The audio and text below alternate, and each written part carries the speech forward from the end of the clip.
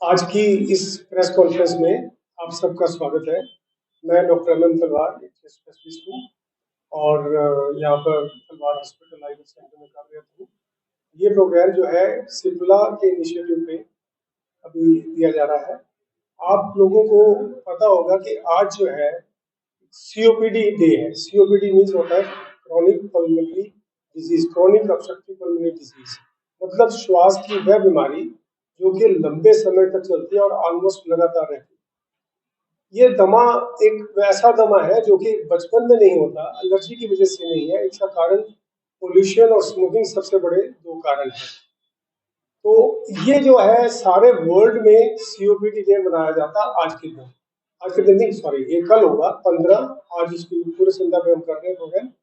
कल 15 नवंबर को मनाया जाता है। हर एक नवंबर के तीसरे वीरवार को हर साल ये मनाया जाता है, जो कि कल आएगा। इसकी पूरी संख्या में हम ये बात करना चाहेंगे कि सीओपीडी डे है क्या, क्यों मनाया जाता है और इसमें हमें क्या करना है, आगे क्या प्रिकॉशंस लेनी है। जैसे कि मैंने आपको बताया कि सबसे बड़ा कारण जो सीओपीडी का होता है वो है स्मोकिंग, बीड़ी सिगरेट का पीना। मैंने अपने हॉस्पिटल में परमानेंट ये बोर्ड लगा रखा है कि आप स्मोकिंग बंद करें। तंबाकू का इस्तेमाल किसी तरीके से भी, चाहे वो हुक्का है, बीड़ी है, खाने वाला है, किसी भी तरीके से है, तंबाकू का इस्तेमाल सबसे बड़ा कारण है। दूसरे नंबर है पोल्यूशन। पोल्यूशन में अभी हमने आप देखा पिछले दिनों में दिल्ली और नॉर्थ इंडिया में कितना पोल्यूशन था। उसका सबसे बड़ा कारण जो है वो तो हमेशा रहने वाला तो है व्हीकल का पोल्यूशन। जो वाहन है उनका जो स्मोक छोड़ते हैं वो पोल्यूशन। फिर उसके बाद आजकल के मौसम में पराली जलाने की वजह से पोल्यूशन हो जाता है। तीसरे नंबर पे हम लोग जो आग लगा देते हैं, कूड़ा करकट है या घर में चूल्हा जलाते हैं, उसमें लकड़ी की आग और लकड़ी की आग या दूसरी चूल्हे में आग नाक जलाते हैं। ये सारी जितनी भी आग जलाते हैं उनके अंदर पोल्यूशन पैदा होता है। इसके बाद जैसे दिवाली पे पटाखे छोड़ दिए जाते हैं, उसका पोल्यूशन है। इसके बाद जो है जो हमारी इंडस्ट्रीज है, हमारी इंडस्ट्रीज है वो भी सारे ऐसे पदार्थ छोड़ती है जिनकी वजह से पोल्यूशन होता है। तो ये सारे कारण है जिसकी वजह से सीओपीडी की बीमारी होती है। सीओपीडी में होता क्या है? सीओपीडी के अंदर जो है हमारी सांस की नलियां हैं और जो फेफड़े हैं उन दोनों पे इफेक्ट होता है। सांस की नलियां नॉर्मली जैसे इतनी खुली हुई होती हैं तो वो सिकुड़ जाती है। जब सिकुड़ जाती है तो उनके अंदर सूजन आ जाती है, सिकुड़ जाती है और उनके अंदर अंदर हवा ले जाना और बाहर निकलना दोनों दुर्बल हो जाते हैं। इसके अलावा एम्फाइजीमा एक बात कहते हैं जिसमें कि फेफड़े के अंदर ऐसी चेंजेस हो जाती है जिनसे इलास्टिसिटी जो है फेफड़ों की वो खत्म हो जाती है। तो चाहे सीओपीडी हो चाहे एम्फाइजीमा हो, उन दोनों के अंदर सांस का लेना दुर्बल हो जाता है। पेशेंट को सांस लेने में कठिनाई होती है और उसकी जब हम टेस्ट करते हैं तो ऑक्सीजन, जैसे कोविड में आपको पता होगा पल्स ऑक्सीमीटर लगाते थे तो ऑक्सीजन कम हो जाती थी, तो इसमें भी ऑक्सीजन की कमी हो जाती है और पेशेंट जो है सारी रात उसको बैठना पड़ता है, लेट नहीं पाता, खांस खांस के तंग हो जाता है। इन्फेक्शन हो जाए तो उसमें बुखार और फिर उसके बाद हार्ट के अंदर असर, ये सारी चीजें हो जाती है। शरीर कमजोर पड़ जाता है, उसके लिए चलना फिरना मुश्किल हो जाता है। तो ये सारी चीजें जो है धीरे धीरे बढ़ती रहती है। कुछ बीमारियां ऐसी भी होती हैं जो आनुवंशिक है, जो कि हेरिडिटरी भी होती हैं, तो कुछ फैक्टर्स वो भी होते हैं, पर मेनली जो सबसे बड़ा कारण है वो हमारा तंबाकू का इस्तेमाल और दूसरा जो है पोल्यूशन, हर एक तरह का पोल्यूशन। ठीक है, तो ऐसी चीजों में हमें अब ये जो है आप ये बात, इसकी सीरियसनेस इस बात से आप समझोगे कि दुनिया के अंदर ये ऊपर के 5 कारणों में से आता है जिसकी वजह से डेथ होती है और भारतवर्ष में तो ये दूसरा कारण है डेथ का। सबसे बड़ा तो है हार्ट की डिजीजेस, उसके बाद दूसरा जो कारण है वो ये सीओपीडी है। खास तौर से जो लोग स्मोकर्स हैं, जो लोग तंबाकू का इस्तेमाल करते हैं, उन लोगों के अंदर और भी बीमारियां, सारे हार्ट की बीमारी भी उस वजह से होती है, बाकी सारे फैक्टर्स उसी वजह से होते हैं। पर ये वाला जो है सीओपीडी जो है ये तो उनको होना ही होना है टाइम के साथ साथ। अब सवाल इस चीज का है कि इनको बचाया कैसे जाए और इसका इलाज कैसे किया। बचाने के लिए तो वही चीजें हैं जो हमारे कारण है, हमें उनसे बचना है। जैसे तंबाकू का इस्तेमाल बंद करना, हमें प्रचार करना, प्रसार करना है कॉलेजेस में, स्कूल्स में और हर एक सोशल फोरम पे कि तंबाकू का ऊपर बैन लगाया जाए। अगर बैन, आपको ये पता होगा कि हिंदुस्तान के अंदर कानून है कि तंबाकू का इस्तेमाल एक टोबैको, नो टोबैको के अंदर है, के अंदर कानून है जिसके आपको ये गैर धूम्रपान क्षेत्र बनाए गए हैं, जैसे हॉस्पिटल्स है, स्कूल्स है। इसी तरह अगर धूम्रपान कोई ऐसी जगह पे करता है, बस स्टैंड है, एयरपोर्ट है, तो वहां पर जगह बनाई है जो वहां सिर्फ आप कर सकते हो। अगर अगर आप खुले में करते हो तो आपको 200 रुपए तक जुर्माना, 15 दिन की कैद भी हो सकती है, परंतु ये आम तौर से लागू नहीं किया जाता, वो अलग बात है।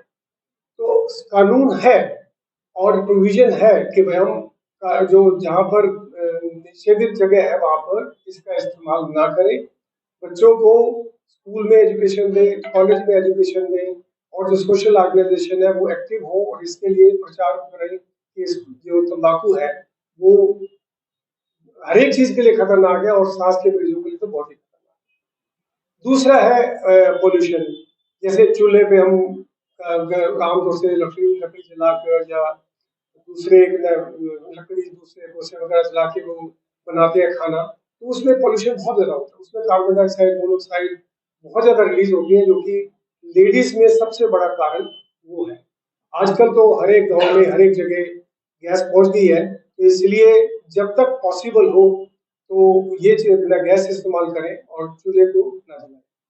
तीसरा है व्हीकल पोल्यूशन। जो व्हीकल्स का, जो ट्रांसपोर्ट का पोल्यूशन है, वो सरकार अपनी तरफ से नए नए वर्जन निकालती रहती है गाड़ियों के भी, और उनके अंदर पोल्यूशन सर्टिफिकेट भी इशू करती है। तो ये सारी चीजें इसीलिए की जाती हैं कि तो इसका जो व्हीकल्स का पोल्यूशन है वो कम से कम किया जाए। परंतु प्रॉब्लम क्या है कि जो हमारे सर्टिफिकेट्स हैं वो कागजी कार्रवाई होते हैं। व्हीकल कितना धुआं छोड़ रहा है उसके ऊपर कोई ध्यान नहीं देता है।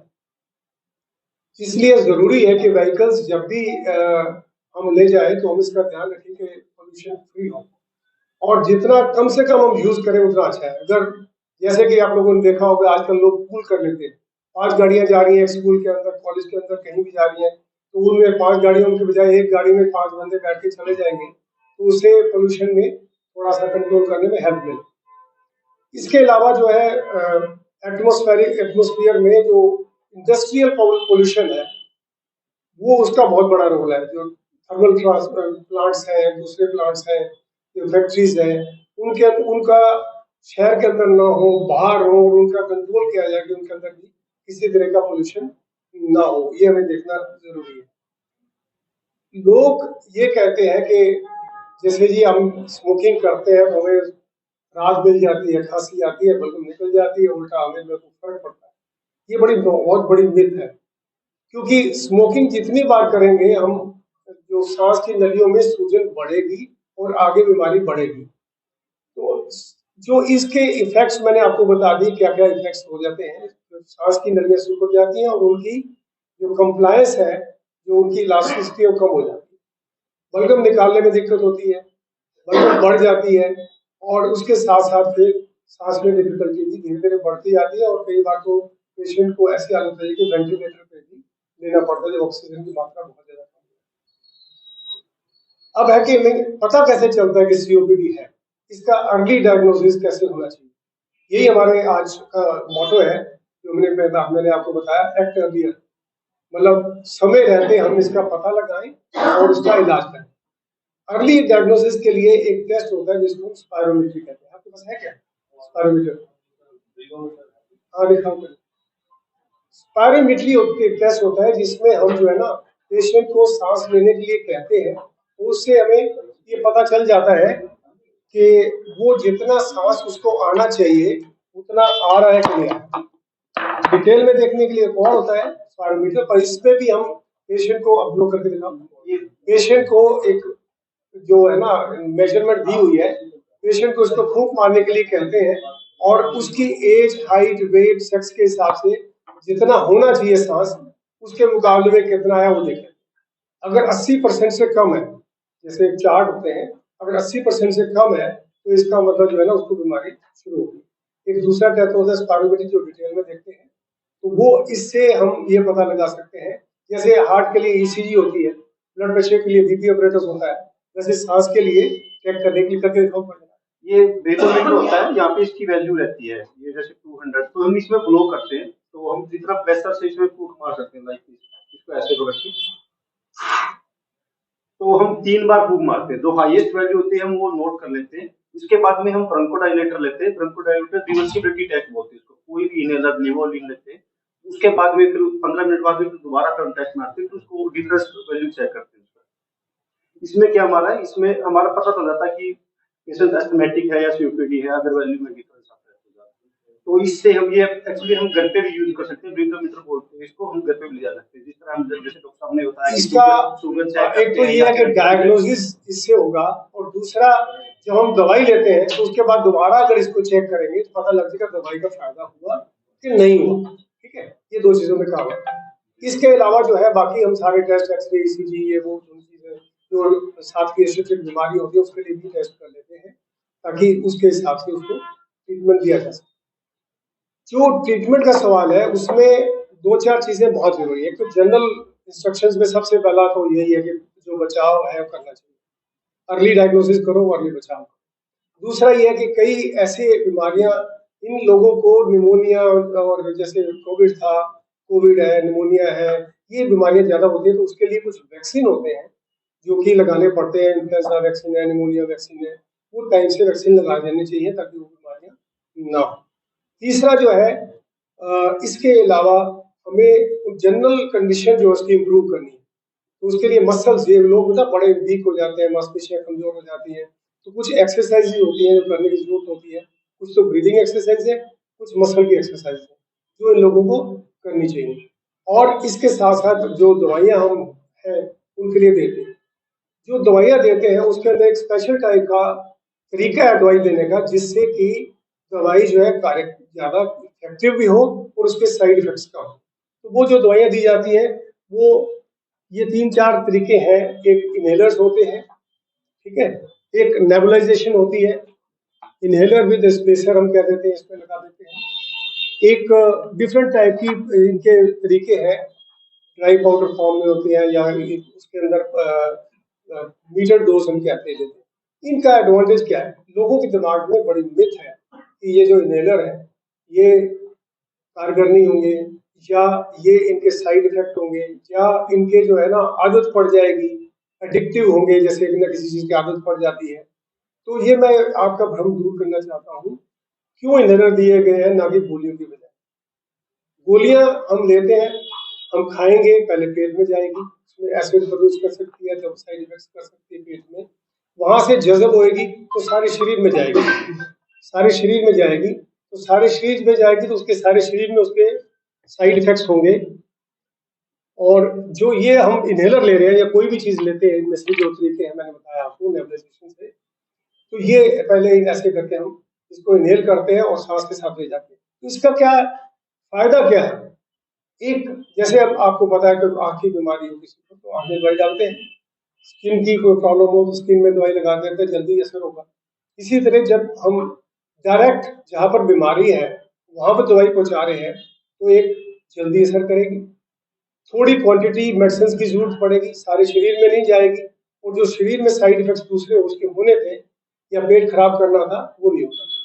तो इसलिए इसके एडवांटेज ये है कि थोड़ी दवाई लेनी पड़ती है, डायरेक्ट लेनी पड़ती है, और जल्दी इफेक्ट आता है, जल्दी इफेक्ट आता है।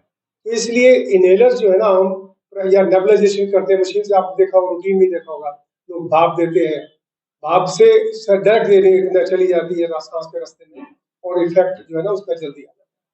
ठीक है, तो ये जो पद्धति है, ये जो तरीका है लेने का, ये इसके एडवांटेजेस है जिसकी वजह से ये हम एडवाइस करते हैं कि ऐसा करो।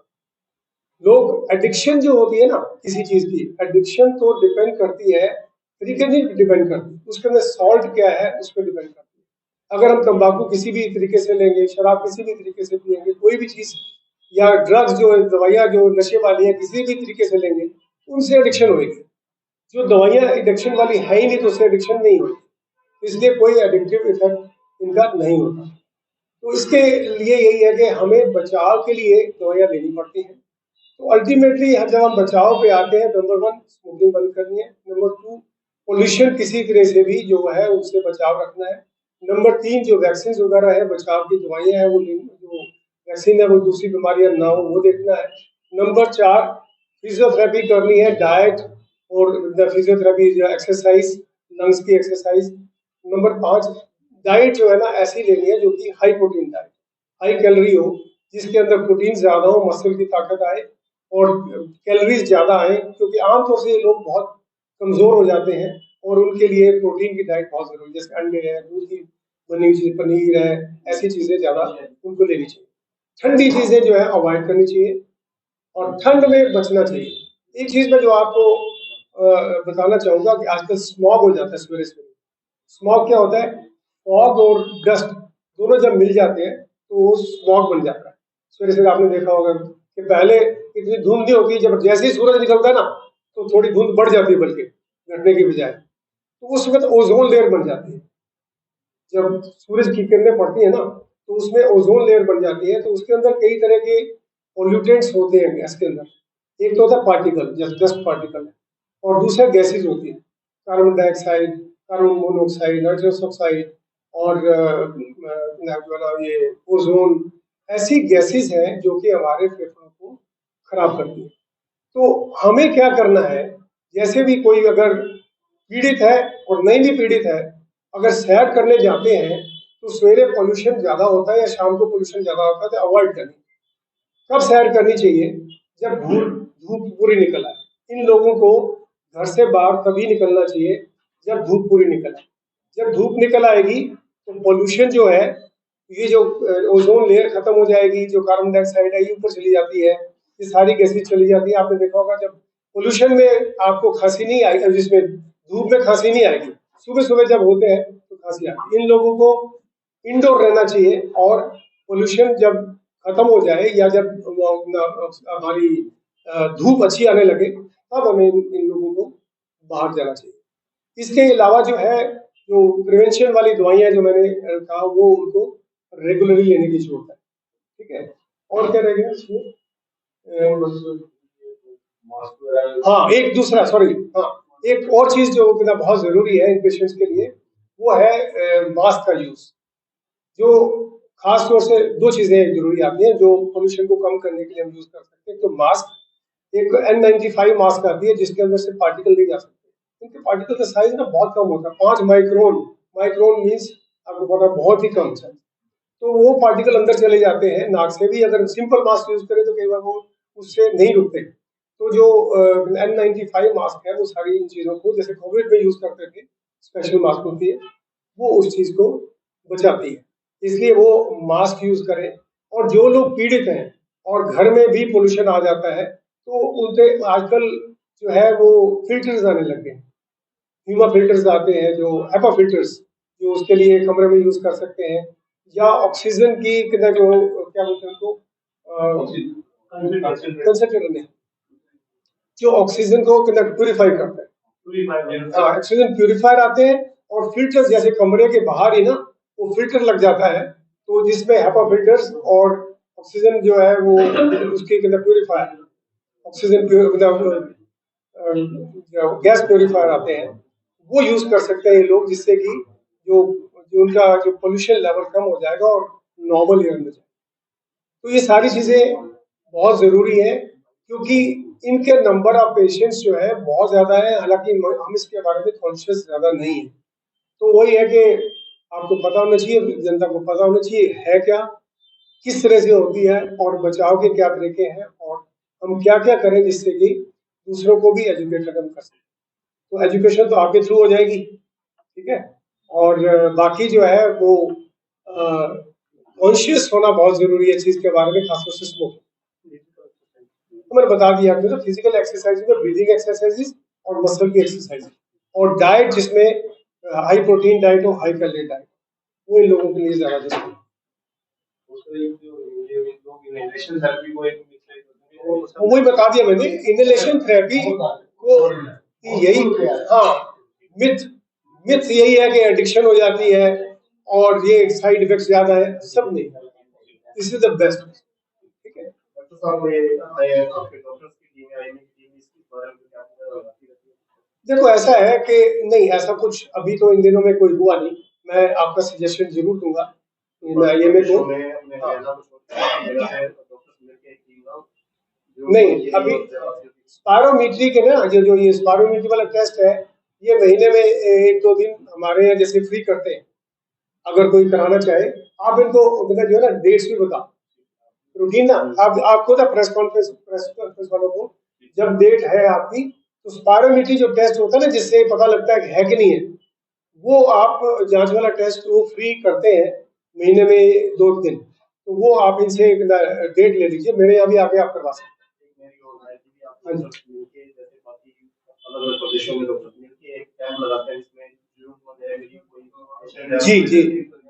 आई में भी आपकी इतनी बड़ी संस्था है, वो भी एक प्रयास करें कि सभी डॉक्टर एक दिन साल में 1 या 2 दिन जितना दे पाए। नहीं, कर वो जरूर किया जाएगा। मैं आपकी तरफ से सारा सजेशन जो है ना, हमारी आईएमए की जो ऑफिस बेरर्स हैं उनको भी दे दूंगा, करवा भी दूंगा। हर महीने 18 तारीख को कैंप लगता हमारे हॉस्पिटल में 18 तारीख को हर महीने इस चीज का कैंप लगता है। कोई भी आके स्पायरोमेट्री करवा सकता है, उसको पर्ची कटवाने की भी जरूरत नहीं, और उसको ये कह दे कि मुझे स्पायरोमेट्री करानी है तो वो उसका फ्री हो जाए। वैसे यूजुअली हम 1000 रुपये लेते हैं उसके चार्जेस। तो उस दिन 18 तारीख को कोई भी आएगा, अब चाहे ये उसमें भी पेपर में भी दे सकते हैं कि 18 तारीख को जब भी कोई आए, समय क्या रहेगा? 10 से 2। 10 से 2 जो रूटीन वाला मॉर्निंग टाइम होता है पूरा का पूरा, तो उसमें होता है। तो कभी भी कोई भी आ सकता है, ठीक है। और कुछ स्पेशल